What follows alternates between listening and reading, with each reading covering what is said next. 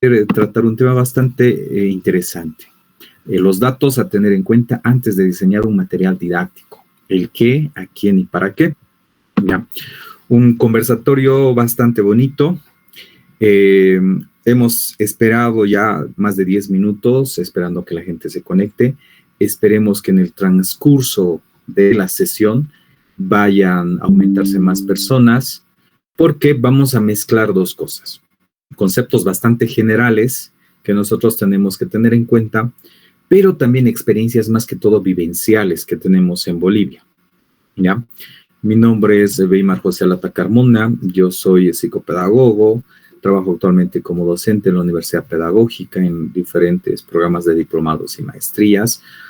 También atiendo a estudiantes con discapacidad, tengo un consultorio privado en el tema de atención en psicoterapia, ¿ya? He trabajado bastantes años en tema de procesos educativos en unidades educativas y realmente tenemos un desafío grande como maestros y maestras, ¿no? Y sobre todo en este tema de material educativo, ¿ya? Así que vamos a iniciar, por favor. Dentro de la presentación hay algunas imágenes, algunas fotografías en las cuales quiero que interactuemos, por favor. Si bien no vamos a tener las cámaras encendidas, muchas veces por el tema de la conexión, estoy seguro que algunos de ustedes ya, pero por lo menos quisiéramos escucharles. Más que todo, es un compartir de conocimientos de algunas experiencias que tenemos. Bueno, así que vamos a iniciar, por favor.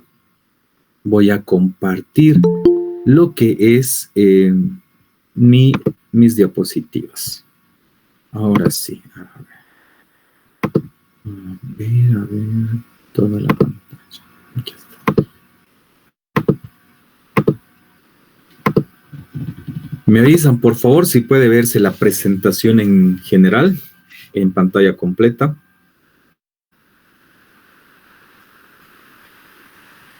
Sí, se ve. Muchísimas gracias. Bueno, gracias a la Fundación Desarróllate.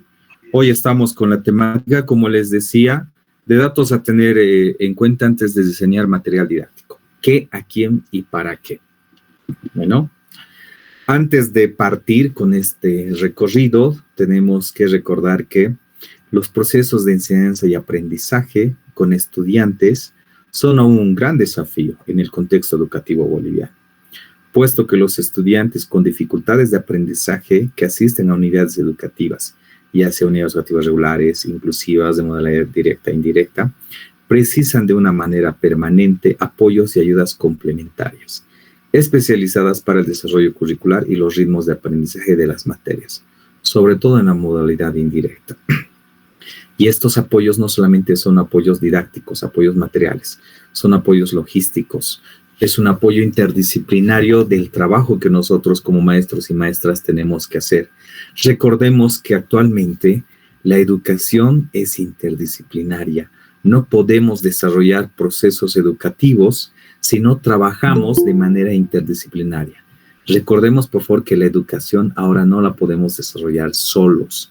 Es un trabajo de equipo, es un trabajo de grupo. Bueno, para ello vamos a hacer un recorrido bastante rápido por la historia, desde cuándo y desde dónde nosotros utilizamos materiales didácticos, cómo se va enseñando, cómo se ha ido transmitiendo estos procesos de conocimiento, ¿ya? Desde un ámbito más del tema de las neurociencias. Antes de ello, siempre tener en claro una diferencia. El tema de dificultades de aprendizaje que estamos hablando con el tema de necesidades educativas especiales, que en Bolivia estamos haciendo mucho énfasis en el tema de necesidades educativas especiales, ¿ya? Las dificultades de aprendizaje son un término genérico que se refiere a un grupo heterogéneo de trastornos manifestados por dificultades significativas en la adquisición y uso de la capacidad para entender, para aprender, hablar, leer, escribir, razonar o para el tema de las lógicas matemáticas. Ya son problemas de aprendizaje que se pueden dar en nuestros estudiantes en cualquier nivel, desde inicial, primaria, secundaria y educación superior, se dan dificultades de aprendizaje. En toda edad, en ambos sexos, por ejemplo, Y para ello influyen una serie de situaciones del contexto de la persona, de la familia, por ejemplo, y de la accesibilidad. Y necesidades educativas especiales, ¿no? Son las dificultades o discapacidades que interfieren en un proceso de aprendizaje, ya de un estudiante, que hacen que sea más complejo que el de la mayoría de los niños de su misma edad, que este proceso de aprendizaje sea un poco más complejo, podríamos decir incluso un poco más lento, en el cual se necesitan de profesionales especializados para intervenir en las diferentes discapacidades. Lastimosamente en Bolivia, en muchos lugares, en la mayoría de los centros poblados, no contamos con centros de educación especial, ¿ya? Por lo cual muchas veces un docente, un maestro de una especialidad tiene que directamente encargarse de un curso, de un aula en el cual tenga estudiantes con algún tipo de discapacidad, o muchas veces por cuestiones o azares de la vida cae en un instituto de educación especial y se dedica a ello, ya sea una escuela de síndrome de Down, una escuela de un educativo de audiología, un centro de educación por ejemplo, de discapacidad intelectual, ¿no? Y va desarrollando recién sus conocimientos y va aprendiendo cosas nuevas. Entonces, hoy vamos a hablar específicamente del tema de dificultades de aprendizaje. Para ello vamos a hablar un poco de la evolución del ser humano, ¿no? El ser humano tiene bastante recorrido, pero no tanto como la edad de la Tierra. La historia del ser humano se ubica en distintas etapas históricas, ¿ya? Y hoy vamos a hacer énfasis en las etapas de aprendizaje de este diseño de material y cómo nosotros nos transmitimos conocimientos, ¿no? Desde nuestra familia de homínidos tenemos aproximadamente 4 millones de años. Actualmente se dice que ya ronda los 5.5 a los 6 millones de años porque las investigaciones, los descubrimientos nos van aumentando evidencias de que este proceso evolutivo se ha dado ya en un mayor tiempo posible, ¿no? Nuestra especie, el Homo sapiens, solo tiene 125,000 años, ¿ya? Y solo 5,000 años como agricultores y 300 años de vivir en una sociedad industrializada. Somos una especie bastante nueva, pero que ha tenido un recorrido bastante largo y bastante rápido para lo que es en la edad de la Tierra, ¿no?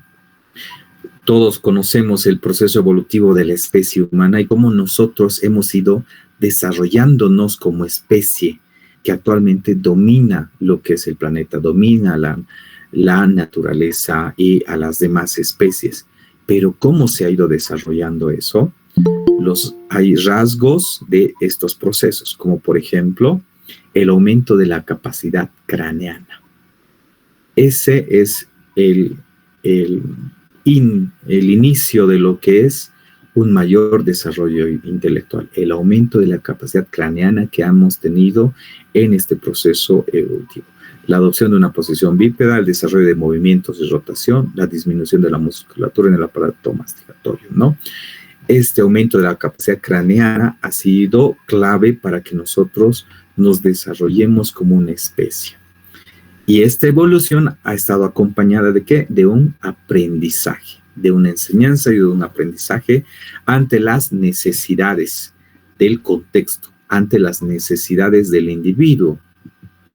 Nosotros hemos tenido una evolución en esta situación desde la época del Paleolítico, ¿no? Desde el Homo habilis, por ejemplo, que ha ido desarrollando instrumentos, armas, por ejemplo, ya, que puedan ser utilitarios para su convivencia, para lo que es la vida en sociedad. El que nosotros podamos vivir en sociedad, como un grupo social, ha hecho que pasemos de vivir en las cavernas, pasemos de ser nómadas a poder establecernos en un lugar. Y al establecernos en un lugar, ya ha nacido la necesidad, uno, de poder desarrollar ciertas habilidades y de poder transmitir esos conocimientos. Y la evolución nos ha dado ese paso de que estos conocimientos poco a poco han sido mejorados, ¿ya? Poco a poco han ido desarrollándose, han ido mejorándose. Y ahora, por ejemplo, desde hace 300 años, desde la era industrial, por ejemplo, ya, el boom de la evolución humana se está dando de una manera bastante acelerada. No en términos fisiológicos, por ejemplo, sino en un término evolutivo del desarrollo cognitivo, del desarrollo mental, ¿no? Hace menos de 100 años, por ejemplo, hemos podido descubrir el tema de la aviación. Hace 120 años no podíamos creer que el hombre podría volar. Ahora estamos conquistando el espacio, por ejemplo. Hace 40, 50 años no podíamos, no sabíamos cómo poder manipular el tema del cerebro y qué cosas existían ahí adentro. Ahora nosotros podemos desarrollar hasta mutaciones genéticas, podemos controlar el ADN, podemos desarrollar tantas cosas, ¿ya? Entonces, esa situación, esa decisión de vivir en sociedad ha hecho que las personas desarrollen diferentes habilidades, pero también que esas habilidades sean transmitidas a otras personas. Y ahí ya existió un aprendizaje. Este aprendizaje, ¿cómo se ha dado en estas primeras épocas? Uno, por repetición y por una enseñanza boca a boca, pero también poco a poco se han ido transmitiendo mediante situaciones de arte, mediante situaciones de un aprendizaje gráfico, manual. Por ejemplo, ahí tenemos la transmisión de conocimientos en lo que son los murales, los tallados, el aprendizaje in situ, por ejemplo, un aprendizaje manual de copia que se hacía, ¿no? Entonces, desde esta época de evolución, hace más de 10,000 años, ya se han empezado con procesos de enseñanza. Y estos procesos han ido evolucionando. Por ejemplo, ahí tenemos algunos bailarines, ahí tenemos la Venus de Wilderford, por ejemplo, deidades, situaciones donde ya desde esa época las personas creían en entes superiores que administraban la vida de estas personas. Tenemos ahí, por ejemplo, gráficos en diferentes cuevas como en Altamira, por ejemplo, ¿ya? En Bolivia podemos encontrar en pequeños espacios, en Tarija, en Chuquisaca, en Potosí, en La Paz, por ejemplo, he podido ver situaciones donde mediante murales en diferentes cavernas han podido dejar un poco de la huella. Ahí, por ejemplo, en la prehistoria estamos viendo un proceso de caza de animales, por ejemplo, un proceso de trabajo. Entonces, la transmisión de conocimientos se daba mediante este arte rupestre, en el cual podían explicar los procesos que tenían que hacer, hasta que llegó el tema de lo que es la escritura. La escritura ha sido un factor muy, muy importante que ha hecho que la evolución del hombre se dé a pasos agigantados, ¿no? Esta tablilla de arcilla, por ejemplo, con escritura cuneiforme, que es de la parte sumeria, ¿ya? Tiene la escritura más antigua, ¿ya? Datado en más de 2,000 años. Y obviamente es un factor, es un material de enseñanza. ¿Por qué? Porque mediante estos productos, mediante estas estrategias ya empezaban a poder, uno, manejar lo que son las actividades de la vida diaria, pero el poder transmitir conocimientos. Ahí ya tenemos una referencia de lo que son materiales para poder enseñar, ¿no? Luego de ello se ha empezado a dar los murales, gráficos, procedimientos que han podido adquirir las culturas egipcias, las sumerias, por ejemplo, la mesopotámica, procesos en los cuales se embalsamaban los cadáveres, procesos de producción, por ejemplo, procesos de adoración a sus dioses, procesos de la vida diaria en la cual administraban y desarrollaban. Entonces, no simplemente era un factor de para adornar lo que son sus templos, sus infraestructuras, sino también servían como ejemplos para poder educar y enseñar a las personas. Ahí tenemos un proceso de enseñanza, por ejemplo, del cómo tenían que hacer las esculturas, ¿no? Estas esculturas egipcias, por ejemplo, tenían que seguir un formato, tenían que seguir una regla. Y para eso ya se utilizaban materiales didácticos del cómo tenían que enseñar a realizar estas estatuas. También en la cultura griega, en la cultura romana, existen estos factores que nos han podido enseñar cómo ellos esculpían tanto a sus deidades como las imágenes de sus gobernantes, por ejemplo. En esa época la educación Era una transmisión de conocimientos muchas veces por repetición, muchas veces por concilios, por lugares donde debatían, por ejemplo, ideas, ejemplos y situaciones. ¿Ya? Luego de ello, ya en la Edad Media, ha ido desarrollándose este procedimiento. Imagínense, de pinturas en cavernas, de pinturas en murales, poco a poco esta transmisión de conocimientos y de aprendizaje se ha ido dando en lo que son ya la arquitectura misma. Esta arquitectura siempre iba representando situaciones, historias, versos que la gente quería que pueda entender y comprender. Muchas veces, ya, y hasta ahora, por ejemplo, estas esculturas, estos grabados, por ejemplo, representan una parte evolutiva de lo que es el proceso de enseñanza, una parte de lo que es la historia, que lo utilizaban como un medio didáctico de aprendizaje, ¿no? En esta parte, el aprendizaje entraba mediante dos aspectos. Uno, la visualización armónica de lo que es un edificio, por ejemplo, mediante esculturas, mediante representaciones simbólicas, y otro mediante el relato. Eso es muy importante de recordar, el relato, la representación que uno le quería dar. Si ustedes pueden darse vueltas por alguno de los museos que existen en Bolivia, por ejemplo, siempre la persona que nos va a recibir nos va a explicar alguna representación de alguna escultura, desde la misma pose, desde el material, desde la misma visión y el cómo está estructurado. Ya en la Edad Media se han desarrollado diferentes procesos de enseñanza y aprendizaje. Generalmente se han utilizado pergaminos, vitelas, libros, vidriados, por ejemplo, que se han utilizado en muchas iglesias y catedrales. Y algo muy interesante, ahí ya ha empezado a desarrollarse una élite de aprendizajes, donde una cierta parte de lo que es la población solo podía acceder a la enseñanza de la lectura y escritura, orientada siempre a respetar la hegemonía de los gobernantes, ¿ya? Y de ser una persona que trabaje para ellos. Entonces, para esto, muchas veces las personas que iban a aprender a leer y escribir eran bastante seleccionadas, eran muy rigurosos con su aprendizaje, con la selección para su aprendizaje, porque no todos podían aprender a leer y escribir, porque la lectura y la escritura y el pensar, ¿ya?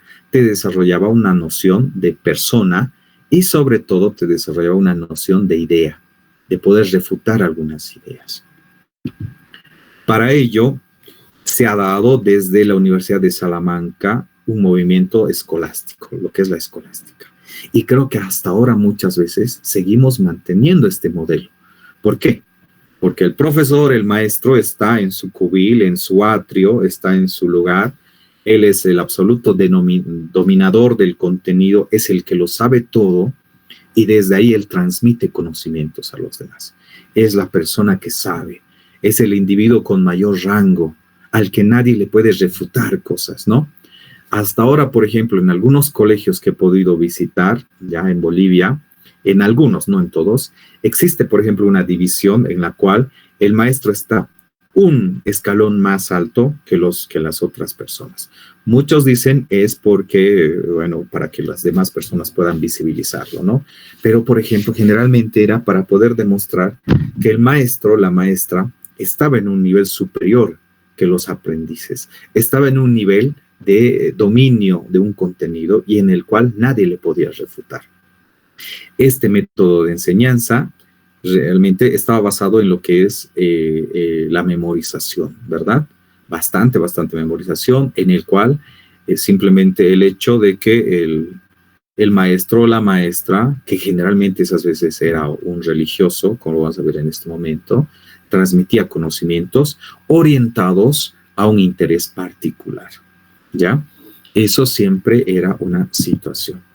Y esa educación escolástica, lo que pasó es que muchas veces simplemente lo daban los monjes, ¿no? Los religiosos. ¿Por qué?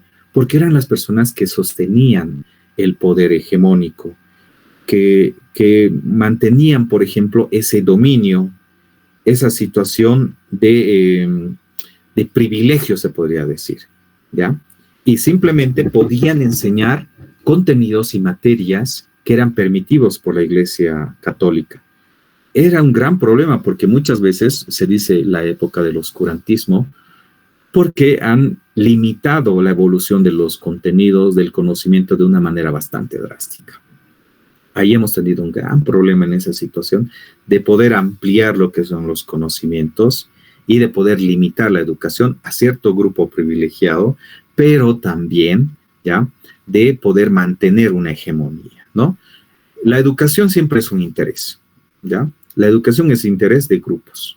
No hay una educación libre, no hay una educación libertaria. Hay un modelo, por ejemplo, de la pedagogía de la liberación que hablaba, por ejemplo, ¿ya? Nuestro autor brasileño. No hay. La educación siempre va a ser un motivo de interés, orientado hacia una posición de hegemonía de cualquier grupo. Es por eso que lastimosamente en Bolivia se han dado tantos procesos educativos, ¿ya? Y hasta ahora ninguno ha dado resultado, ¿ya? O alguien me puede decir, yo tengo un método, yo tengo un modelo que voy aplicando en el cual todos mis alumnos son exitosos, todos saben leer y escribir bien, todos son pensadores independientes y son exitosos en la vida. Desde la reforma educativa hasta la actual Ley 070, hemos ido desarrollando diferentes procesos educativos, diferentes experiencias copiadas generalmente del exterior, que han ido desarrollándose como una posible solución a las dificultades y limitaciones que tenemos en la educación boliviana, pero que ninguna hasta ahora ha podido ser efectiva. Ninguna. Ni la misma ley ahora, ya la 070, ha podido ser efectiva. ¿Por qué? Porque el problema no está simplemente en una ley. Está en los diferentes grupos, está en los diferentes estudiantes y está en los mismos procesos, como vamos a ver. Ahí tenemos algunos ejemplos, por ejemplo, de esta educación escolástica, que simplemente era la repetición y repetición de contenidos, ¿ya? Estos están en el Museo de la Universidad Pedagógica en Sucre, por ejemplo, en la cual, si ustedes pueden observar, ¿ya?, la educación que se ha traído, por ejemplo, desde la creación de la Escuela Nacional de Maestros, era una educación repetitiva, de contenidos, repetitiva. Alguno de ustedes tal vez puede recordar hace bastantes años, cuando los maestros y maestras agarraban una carpeta, bueno, generalmente del mejor alumno o alumna, y volvían a repetirlo al año siguiente. Se quedaban con la carpeta del mejor estudiante, ¿ya? Y al año siguiente volvían a repetir los contenidos. Muchas veces nos hemos limitado a ello, con procesos educativos repetitivos, ¿no? Aquí tenemos, por ejemplo, la estética. En este documento quiero mostrarles sobre todo el tema de la estética. La lectura y escritura era una situación bastante importante, en el cual los maestros, las maestras tenían que ser impecables con el tema de sus trabajos. Pero estos trabajos, como les digo, eran relativamente ya repetitivos. Hasta hace algunos años, ¿no? Ahora se está tratando de cambiar eso, se está tratando de motivar. Y como vamos a poder ver en algunas imágenes, en algunos aspectos sí se ha podido avanzar, pero en otros nos hemos quedado. Y ese va a ser el debate del día de hoy, ¿no? Muy aparte de estos métodos, nosotros, ya, generalmente, ¿cómo enseñábamos? Una repetición. ¿Qué metodología era? Simplemente el de copiar y reproducir, copiar y reproducir. Nos hemos quedado bastante en el tema de la repetición. El tema de factores en los cuales, si una persona simplemente repetía conocimientos, ya era una persona que podía llegar bastante alto. Pero nosotros también, como culturas andinas, culturas bolivianas, hemos tenido nuestro proceso de enseñanza-aprendizaje. No nos hemos quedado atrás. Hemos podido evolucionar en ciertos sistemas de lo que es la enseñanza. Por ejemplo, la más conocida ya es la que teníamos en las Yachayhuasis, por ejemplo, ¿no? Que hasta ahora en algunos lugares mantienen, por ejemplo, estos lugares, las casas del saber, ¿no? La Yachayhuasi era un lugar donde los hijos varones, imagínense, de la nobleza, recibían educación. La educación estaba a cargo de un amauta o maestro, un yachache. La enseñanza era memorística y rigurosa. Se le enseñaba la lengua, retórica, religión, matemáticas, historia y estrategia militar y política. Se le enseñaba para gobernar y desempeñar cargos administrativos. Se podría decir también que era elitista, porque solo era destinado a cierto grupo de personas, ¿no? Esta educación, por ejemplo, por diferentes motivos en Bolivia no tenemos muchas referencias, no tenemos mucha información del cómo ha sido este proceso. ¿Por qué?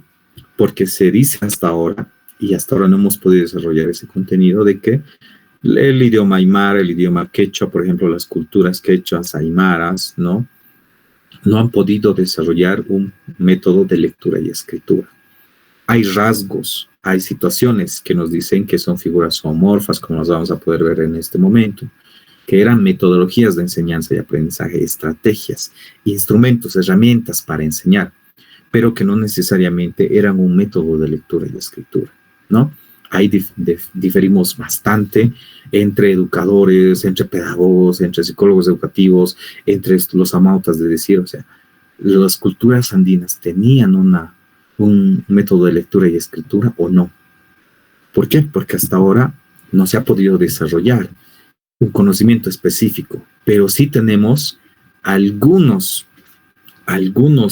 evidencias en los grabados, por ejemplo, de Guamán Poma de Ayala, como lo pueden ver acá, en el cual él retratando la vida, ¿no? Guamán Poma de Ayala fue un indio peruano, él que aprendió a leer y escribir, era un escribano él, pudo viajar desde Venezuela, Colombia, Ecuador, Perú, Bolivia, ha estado también en el norte de Chile y Argentina, y él iba escribiendo el diario vivir de las culturas, escribiendo lo que son los abusos que sufrían, los atropellos que realizaban las personas, ¿no? Hacia la comunidad indígena. Y él iba también, ¿no? Describiendo los diferentes roles de las personas. En la crónica del buen gobierno, por ejemplo, que son 2 tomos bastante grandes de más de 1000 hojas, él va describiendo en estos cuentos, en estos diarios de campo, se podrían decir, el cómo la gente desempeñaba sus quehaceres, pero también cómo aprendía, imagínense. Ahí, por ejemplo, está una mujer, ¿no? La Cojuarmi, por ejemplo, que está aprendiendo los procesos de tejido. Ahí tenemos a lo que es un contador con una, ¿qué es ese instrumento?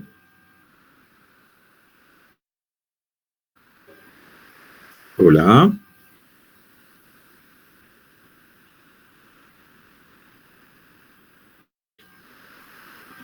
Hola, bueno, parece que están durmiendo, ¿no? Tenemos ahí, por ejemplo, un contador, ¿perdón? ¿Quipus? Exacto, un quipus, por ejemplo, ¿no? Que es un sistema matemático de administración, de conteo, un quipus. Y que, por ejemplo, acá está, si está en la siguiente imagen, ¿no? Seguimos manteniendo, por ejemplo, los procesos. Guamán Poma de Ayala, en esta crónica del buen gobierno, describe los procesos de enseñanza y aprendizaje de estas culturas, ¿ya?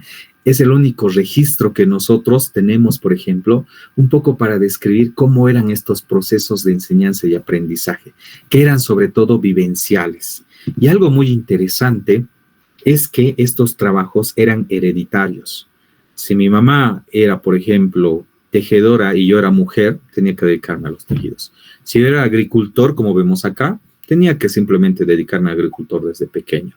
Si yo era una persona con discapacidad, en el capítulo 7, la 4ª calle se llama ahí, ¿ya? Menciona las actividades de las personas con discapacidad, por ejemplo, en el cual también menciona que al no tener, ¿no?, un cuerpo completo o al tener una discapacidad, hacían 2 cosas con ellos. O los desterraban de la ciudad y morían, porque allá morían en esas épocas, cuando eran expulsados de los pueblos, o se adaptaban y podían dedicarse a alguna actividad específica en la cual podían desarrollar alguna habilidad. Porque antes, en la época, ¿ya?, la persona que no tenía funcionalidad en la sociedad era desterrada y generalmente moría, ¿ya? Es una situación bastante complicada ella. Pero lo que quiero rescatar en esta parte es que esos procesos educativos ya contaban con ejemplos.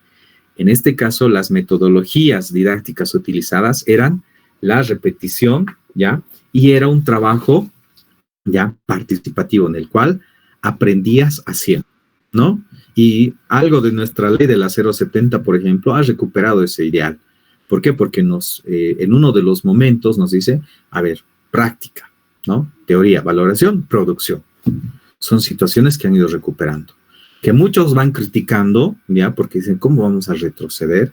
Otros dicen, bueno, sí, porque generalmente no salíamos del curso. Hay ideas positivas como negativas, hay aspectos positivos como negativos, que eso no lo vamos a discutir, sino estamos viendo un poco esos procedimientos. Ahí, por ejemplo, está, ¿ya? Estos procedimientos de enseñanza que eran desde pequeños, ¿no? Muy aparte, como la élite simplemente iba a lo que son estos procesos de enseñanza, todos los demás tenían que dedicarse a procesos de producción, ¿ya? Agricultura, cría de ganado, cría de animales, por ejemplo, tejidos y todo ello. Aquí tenemos una fotografía, este es del Museo del Socavón, en Oruro, por ejemplo. Hay un quipus bastante interesante y bastante completo ahí, el cual, por ejemplo, pueden ver, es bastante hermoso. Y muchos discuten que simplemente es un sistema de contabilidad, ¿ya? En el cual tú mantenías la situación de conteo de la producción, de un conteo y un control de lo que es la producción que tenías, las cosas que podías destinar, por ejemplo, a lo que es el Inca, ¿no? Otros dicen, por ejemplo, de que muy aparte de ser un sistema de conteo, ya en la parte matemática, por los colores, por los tipos de atadura que tenía, de nudos que tenía, podían representarse como una forma de escritura y de forma de información. Una forma de transmitir conocimiento, sí lo es, ¿ya? Por los colores, por los tipos de nudos que tienen, ¿verdad? Pero otros dicen que también es una forma de lo que es escritura, porque se puede representar, ¿ya? Entonces ya podemos ver acá, por ejemplo, estas nociones, estrategias didácticas de enseñanza-aprendizaje. Si bien hasta el momento las culturas andinas no han podido demostrar que han tenido ya una escritura como una cultura, ¿ya? Pero sí han tenido medios para transmitir el conocimiento. Y este es uno de ellos. A pesar que no tienen un sistema de escritura, ¿ya? Tienen un sistema de transmisión de conocimientos. Y esos se han ido dando durante las diferentes culturas. Un traspaso de información. Aquí tenemos otra, por ejemplo, esta es de la cultura Jalca, que es frontera entre Chuquisaca y Potosí, por ejemplo. Esta cultura Jalca, ¿qué es lo interesante? En sus tejidos, que los tejidos que utilizan hasta ahora, por ejemplo, van transmitiendo dos cosas. Uno, lo que es la situación de cultura misma como personas, y otro, figuras antropomorfas.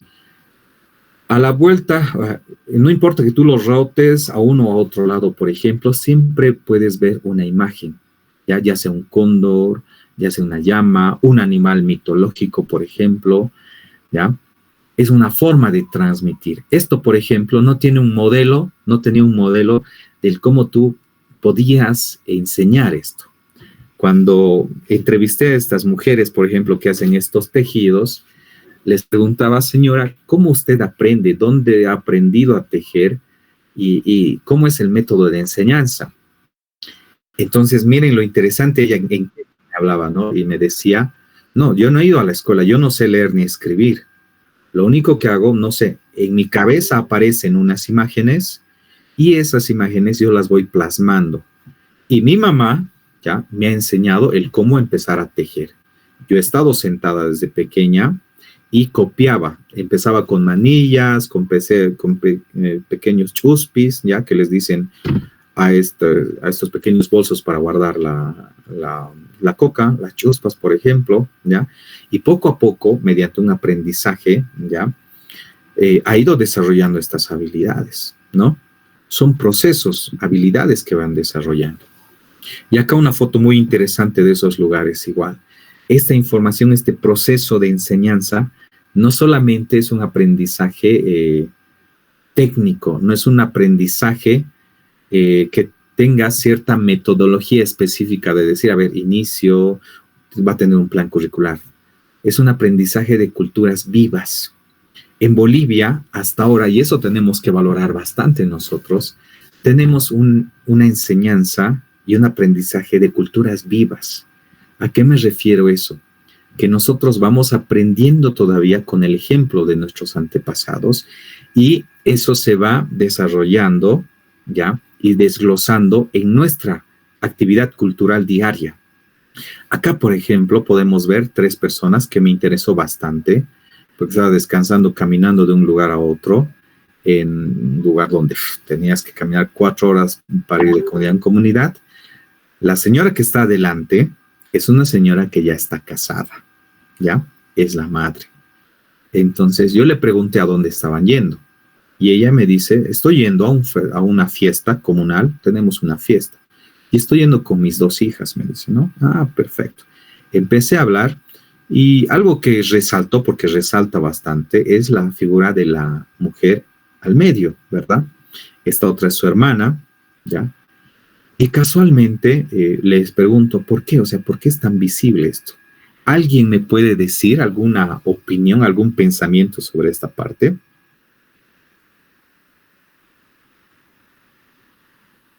¿Alguien? Buenas noches. Quizás es una mujer joven que todavía no está comprometida. Y pues esos colores llamativos representan a que ella puede tener quizás el consentimiento para poder enamorar o que está en esa etapa ya para poder enamorar y casarse. No sé, se me ocurre. ¿Cuál es su nombre, perdón? Carmen Mendoza. ¿Usted ha deducido o tiene alguna experiencia de trabajo ahí, en esa parte? No, me imagino. Ya, perfecto. Y es porque Carmen realmente la mujer del centro resalta, ¿verdad? Por los colores. Bastante, sí. ¿Verdad? Sí. Y justamente es eso, ¿no? Cuando yo le pregunté, ¿por qué va así? Ellas no me respondieron, ¿no? No me quisieron responder porque, bueno, la gente occidental Bolivia somos bastante tímidos, somos muy reservados todavía, pero indagando, ella empezó a tejer esto sabiendo que se acercaba a lo que es la fiesta comunal, entonces demostrando 2 cosas. Uno, que ya empezó a menstruar, ya menstruaba, es una mujer que ya menstrua entre los 15 y 16 años, porque generalmente en el área dispersa a esa edad ya empiezan a buscar pareja, ya no esperan a los 18. Y empezó a menstruar, entonces, ¿qué es lo que hace? La madre, las hermanas, ya desde pequeñas les enseñan a tejer. Ella teje con sus propias manos su tejido, demostrando de esa manera 2 cosas. Uno, que ella está preparada para tener una vida en común con una pareja, porque le está demostrando que sabe tejer, ¿ya? Y obviamente que sabe cocinar, porque ahí está el tejido, una calidad exquisita ese tejido. Y otro, con esa vestimenta bastante llamativa, da a entender a los muchachos que es una persona que está buscando pareja. En estas comunidades, por ejemplo, ya la persona no va a ir ahí va a charlar, va a enamorar con una persona diciendo, estás solo, ¿cómo te llamas? ¿Dónde vives? No, como somos comunidades tan reservadas, ¿ya? La forma de comunicar a la otra persona, ¿ya? Que está buscando pareja, es eso. Es una forma llamativa, por ejemplo. En otros lados del norte de Potosí, por ejemplo, utilizan también colores bien vistosos, pero también con pequeños espejos. Y con los espejos van molestándose. Y en esta situación, si la otra persona te responde, eso quiere decir que está aceptando tu invitación, ¿no? Y generalmente de acá se van a la casa del hombre, ¿ya? Ese es un conocimiento, por ejemplo, una transmisión de conocimiento de cultura viva. No necesariamente tienes que ir a la escuela y aprender, a ver, para tejer vas a aprender a hacer esto, y dentro de los usos y costumbres vas a realizar esto, sino se da mediante una transmisión de conocimientos, mediante cultura viva. Y así en Bolivia tenemos bastante, ¿ya? Entonces, estos objetos, estos diseños, por ejemplo, estos materiales, como podríamos decir, son también un método de enseñanza y aprendizaje. Actualmente el uso de materiales para la enseñanza y el aprendizaje está asociado sobre todo al uso de material clásico, ¿no? Un gráfico, un cartel, la pizarra, una presentación en diapositivas, por ejemplo. Y el uso de las tecnologías de la información y comunicación, de las TICs, y las tecnologías aplicadas al conocimiento, las TICs, TACs, las TAP, por ejemplo, ahora siguen aprendiendo. Seguimos desarrollando modelos ya de material, por ejemplo. Pero generalmente en Bolivia nos aventuramos a experimentar con algún material y luego lo dejamos. Vemos otro material, lo replicamos y lo vamos dejando, como vamos a ver a continuación. Generalmente asociados a videos, por ejemplo, aplicaciones, ahora softwares, TV, computadora, proyectora. Hemos cambiado, por ejemplo, de lo que eran la transmisión de carteles que hacíamos, de gráficos, con la reforma educativa, por ejemplo. A cada unidad educativa se le ha dado un stock de material bastante grande, se le han dado gráficos, cartulinas, que recuerdo todavía que hasta ahora en muchas unidades educativas siguen guardadas a pesar de pasar más de 30 años, ¿ya? Y no, son materiales que están ahí. Luego hemos empezado a utilizar programas en la radio, programas de televisión, la computadora, los proyectores, ¿no? El data, por ejemplo. Ahora, con el tema de lo que es la pandemia, nosotros como maestros y maestras hemos sido forzados, se podría decir, a desarrollar nuestros conocimientos en el uso de las TICs, por ejemplo, y aplicaciones, que hasta el año pasado ha sido un boom, hemos ido desarrollando bastantes procesos educativos, pero que poco a poco ha ido mermando, ha ido desarrollando y ha ido bajando, ¿no? Como les decía. Muchas veces tratamos de experimentar porque nos parece novedoso, interesante, pero las condiciones, el contexto y los intereses hace que muchas veces estas innovaciones se queden en un status quo o se caigan, ya sea por los costos, por los intereses o porque no hay una continuidad. Sin embargo, el abanico de materiales que se tiene a disposición va más allá. ¿Por qué? No solo en el uso de un material específico, sino en el sentido de la utilidad. Ahí es muy importante. No sé si ustedes me pueden observar en este momento. Estoy agarrando una escultura. ¿Pueden verme? Sí, se ve. Ya, yo estoy agarrando en mis manos, por ejemplo, una escultura. Esta escultura cuesta 80 bolivianos, ¿ya? Esto, por ejemplo, me han dicho que es un material de lo que representa el tema de educación artística, ¿ya?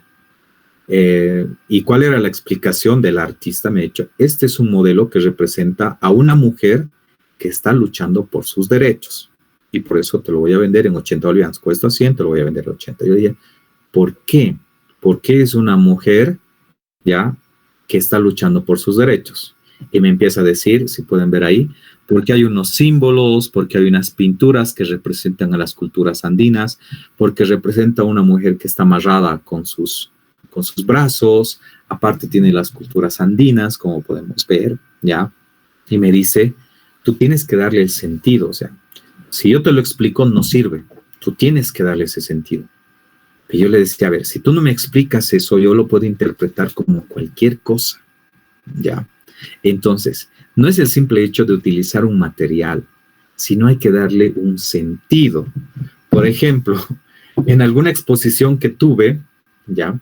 En alguna exposición que estaba realizando de algunos artículos que tengo, estaba mostrando, por ejemplo, este material que pueden ver, ¿ya? Entonces me decía, ¿por qué usted tiene una colección de piedras? ¿Por qué no las bota? Me dicen. Y yo les vengo a explicar y les digo, estos son instrumentos que han podido ser utilizados por la cultura incaica, le digo.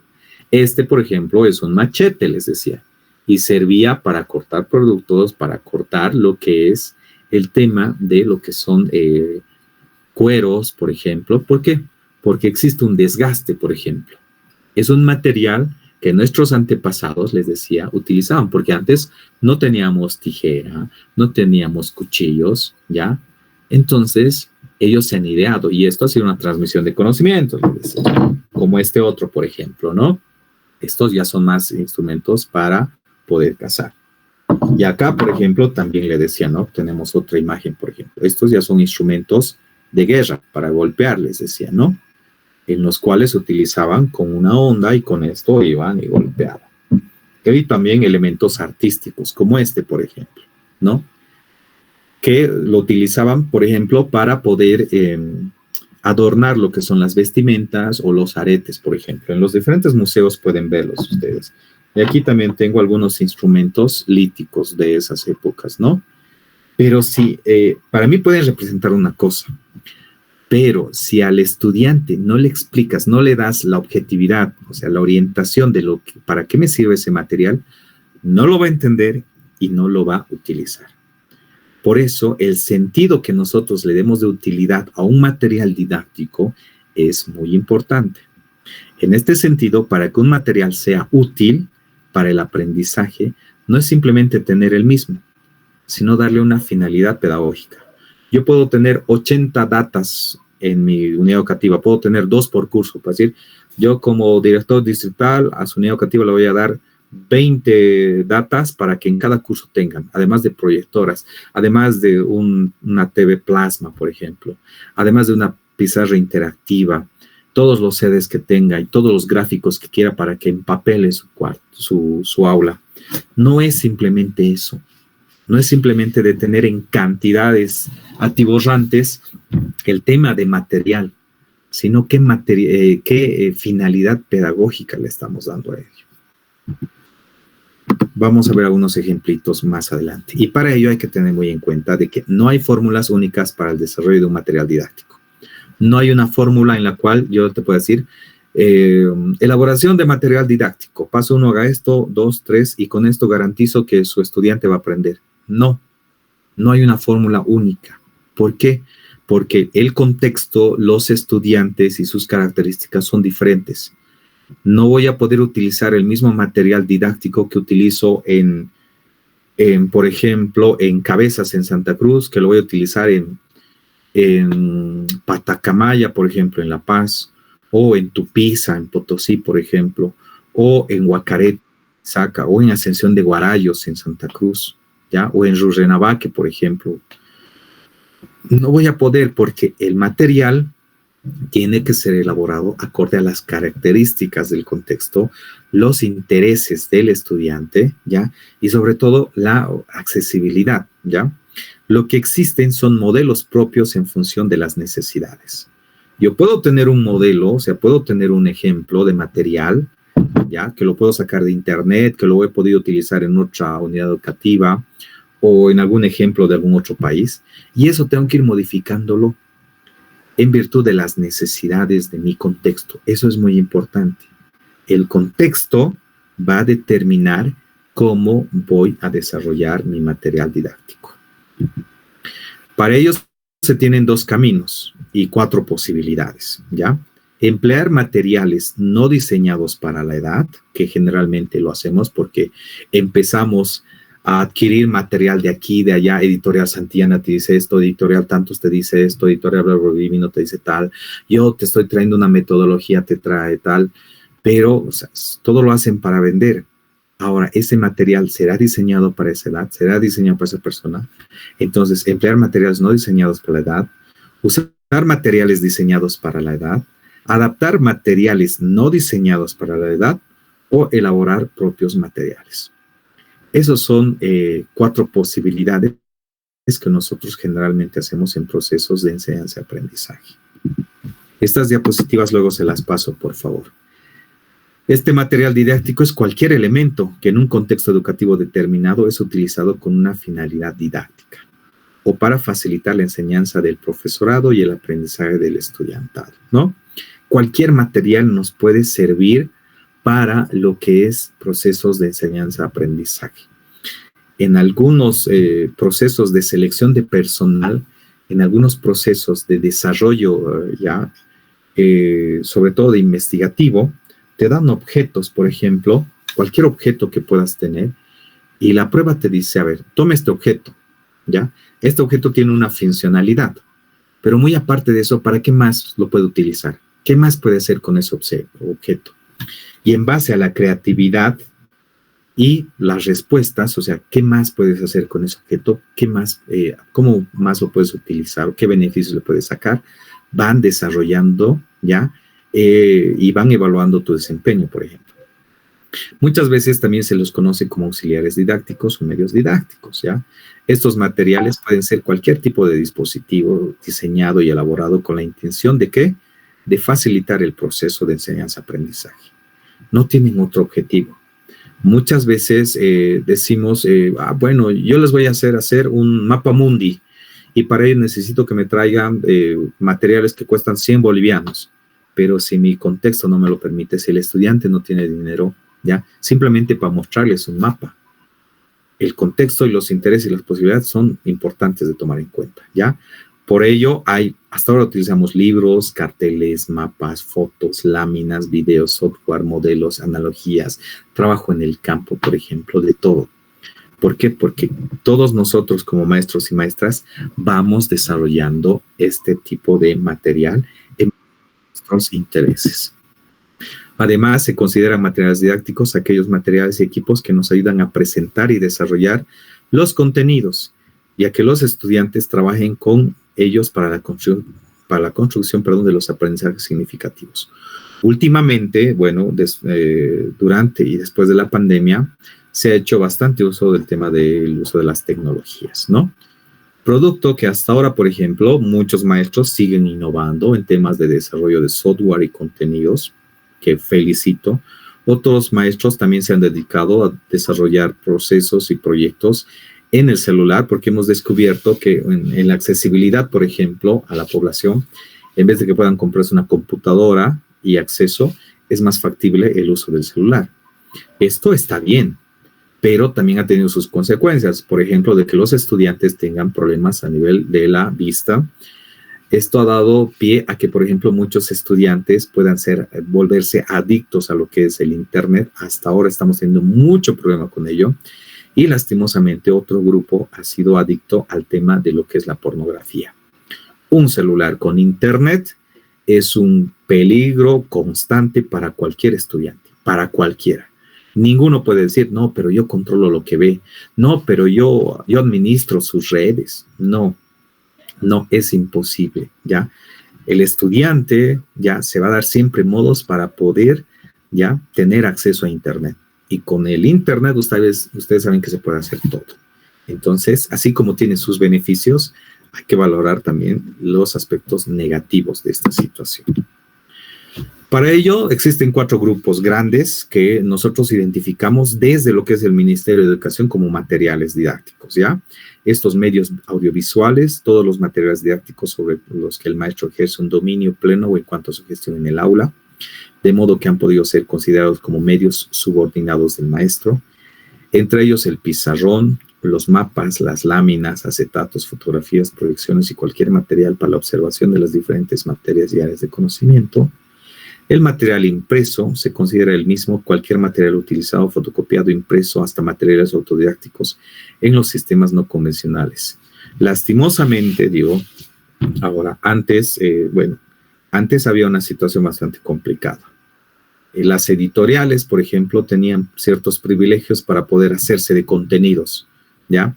Y para poder desarrollar textos y que luego podían vender en las unidades educativas. Obviamente, eso no era regulado, por lo cual las editoriales hacían convenios con las direcciones de las unidades educativas, convenios con los maestros y los motivaban a poder adquirir su texto, por ejemplo, ¿no? Acá tengo un texto, por ejemplo.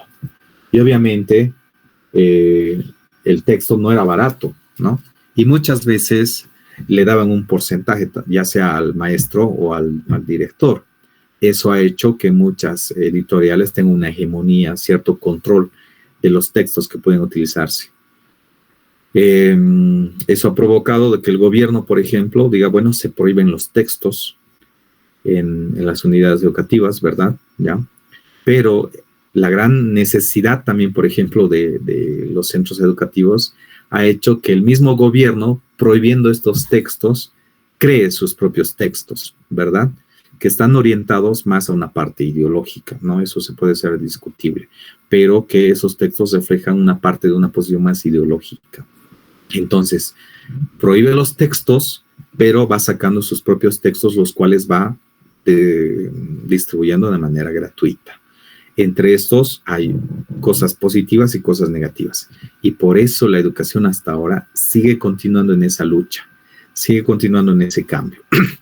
La reforma educativa con la editorial Santillana nos trae un proceso, un modelo más españolizado, porque ha sido de España este modelo, pero luego viene la ley 070, Avelino Siñal y Isao Pérez, que nos dice, no, se prohíben los textos y se va a trabajar con un material didáctico que sea del contexto, que sea un aprendizaje que puedan sacar del lugar. Ya, perfecto, ¿no? Todos animados haciendo su PSP, su plan de desarrollo curricular, sus planes trimestralizados, que antes eran bimensuales, por ejemplo, pero luego te dicen, no, aquí va a haber un texto, y este texto van a desarrollarlo. Entonces van orientando también el trabajo que nosotros tenemos que hacer. Y muchos de los maestros, ¿qué es lo que hemos hecho? Simplemente nos hemos quedado con un poco de lo que sabíamos, y con otro poco hemos tomado de acá, y trabajamos en una articulación de procesos. Textos, contenidos que nosotros ya teníamos y bueno, también obedeciendo a ciertos lineamientos que tiene la currícula, la resolución 001, por ejemplo, de cada año, en la cual te exigen el desarrollo de estos contenidos, ¿no? Las TICs, considerados para el uso de la tecnología dentro de la enseñanza, como ser la radio, computadora, laptop, tablet, smartphone, pizarras digitales, y que ahora está haciendo un boom, por ejemplo, pero que está haciendo un boom bastante complicado y un poco que ha provocado una discusión. Mientras más uso de la tecnología tenga la unidad educativa, va a desarrollar mejor calidad. Mientras mayores recursos tecnológicos tenga la unidad educativa, se va a considerar una educación de calidad y calidez, por ejemplo, ¿ya? Ese es un tema de discusión porque ahora las unidades educativas se pelean y discuten no por una calidad educativa y personal de los estudiantes, sino cuántos recursos tienen. Si tienen conexión a internet, cuántos laboratorios de computación tienen, si todos tienen internet gratis, si todos tienen celulares inteligentes, si la planificación, por ejemplo, o el control lo puede hacer el padre mediante el celular, porque generalmente ahora lo están haciendo así, ¿ya? Y material manipulativo, ¿no?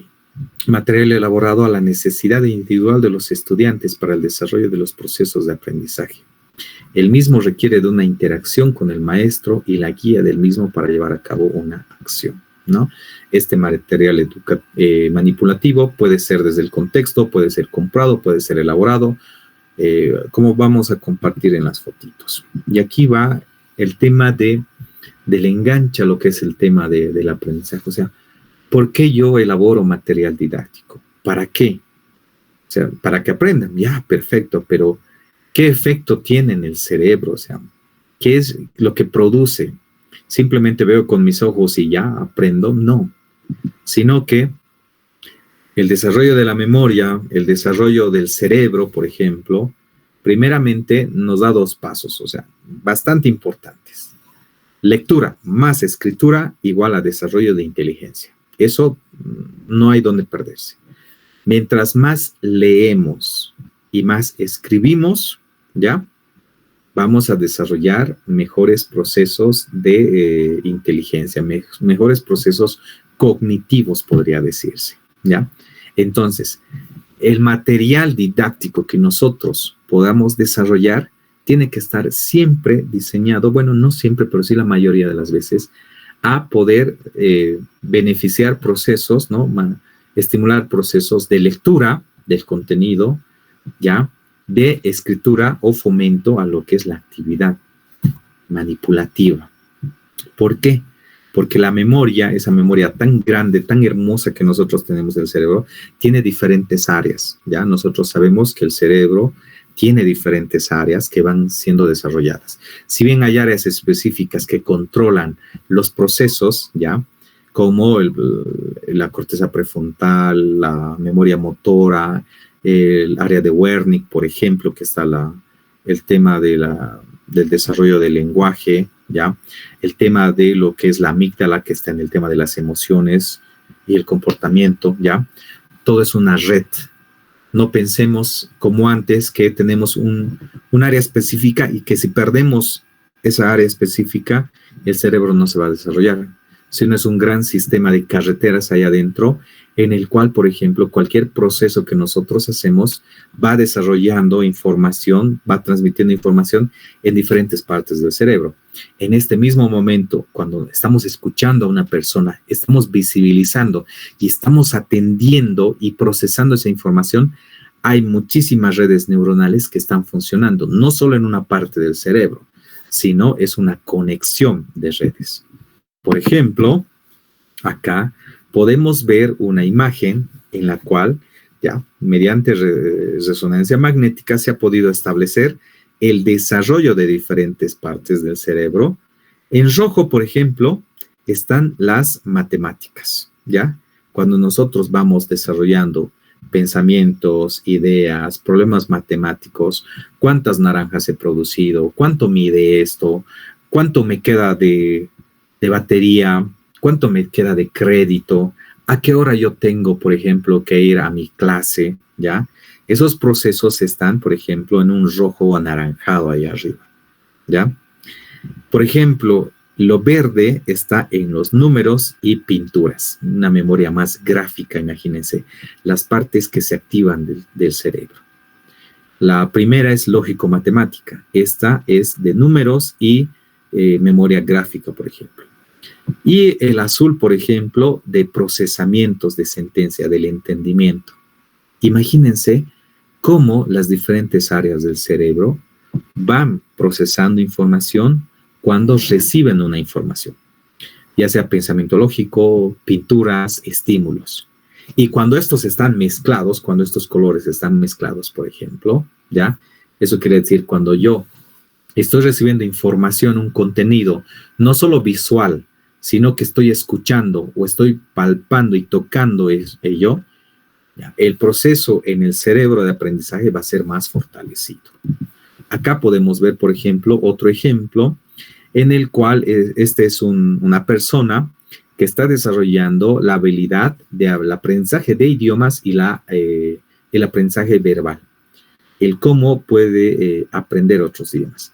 Esta persona ha sido estimulada, por ejemplo, a sus casi ya 5 años, por ejemplo, desarrollando habilidades para aprender otros idiomas, ¿ya? Luego a sus 8 años, a sus 11 y finalmente a sus casi 20 años, ¿no? ¿Por qué es tan importante? Decimos que mientras más pequeño es más favorable que podamos enseñarle otros idiomas, porque como podemos ver, los procesos ya cerebrales, la información que puede desarrollarse en el cerebro, hace que este estudiante, este niño, pueda apropiarse con mayor facilidad, ¿ya?, del aprendizaje de otro idioma. Esto es, ojo, específicamente con lo que es el aprendizaje de idiomas. A esta persona le han enseñado cuatro idiomas, ¿ya? Y han visto que en diferentes etapas de la vida es más difícil aprender otro idioma. Es más fácil que yo haya aprendido, por ejemplo, el quechua cuando era niño, a que ahora a mis 30, 35, 38 años quiera aprender el quechua. Y es lo mismo con cualquier idioma. Es por eso es tan importante que estos materiales didácticos, ¿ya?, podamos implementarlos y desarrollarlos desde la primera infancia. Ojo, no tanto un celular, no tanto, por ejemplo, una pantalla, ¿ya?, sino herramientas más manipulativas, como decíamos.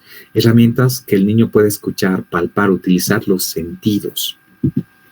Acá, por ejemplo, tenemos un niño de 9 años con una capacidad de lectura. Les hablaba del desarrollo de la lectura. Este examen, por ejemplo, mediante resonancia, ha desarrollado 4 áreas, o sea, ha querido averiguar el funcionamiento de 4 áreas en el cerebro. Palabras que están en verde, ya el desarrollo del lenguaje, el reconocimiento de rostros, por ejemplo, que está en rojo, el reconocimiento ya de gráficos, la parte gráfica, y en un color fucsia, podría decir, ya está el desarrollo del pensamiento lógico-matemático, ya, el pensamiento lógico, de poder discernir entre lo bueno y lo malo que es para una persona. Este niño, por ejemplo, hay una comparación de un niño de 9 años. El de la parte izquierda es un niño de 9 años con una buena capacidad de lectura, imagínense.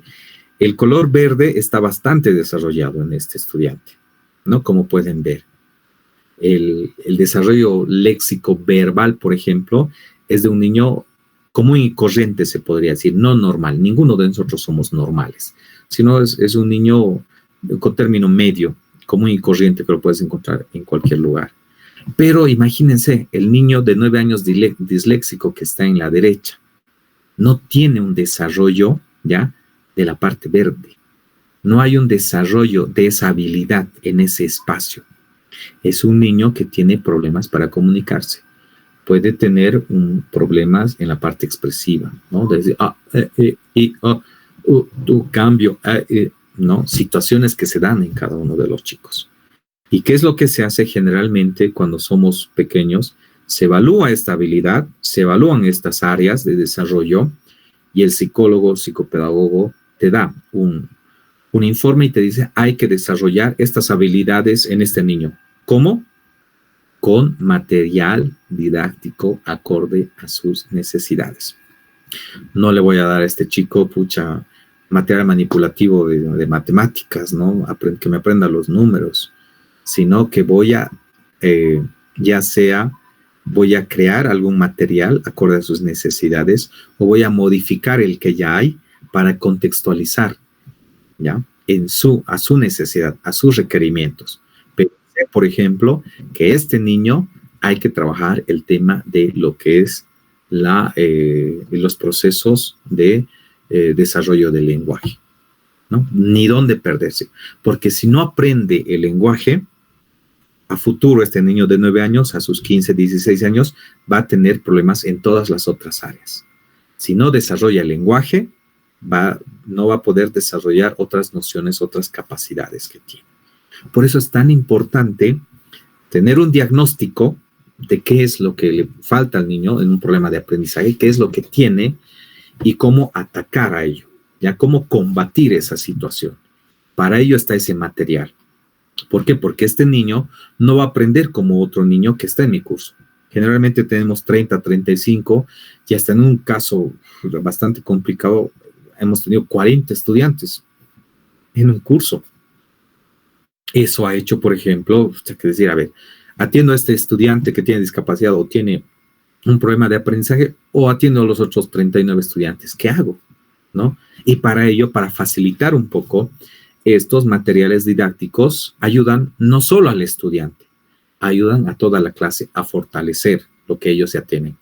No es que yo voy a elaborar un material solo para un estudiante, jamás, sino que voy a elaborar un material que esté destinado a fortalecer esta necesidad que tiene el estudiante, pero también va a fortalecer las habilidades que tiene el resto de mi grupo, ¿ya? Eso es muy importante. A ver, sí. Nos damos 5 minutos de receso, ¿les parece? Para que puedan tomar un poquito de refresco. Gracias. Porfa.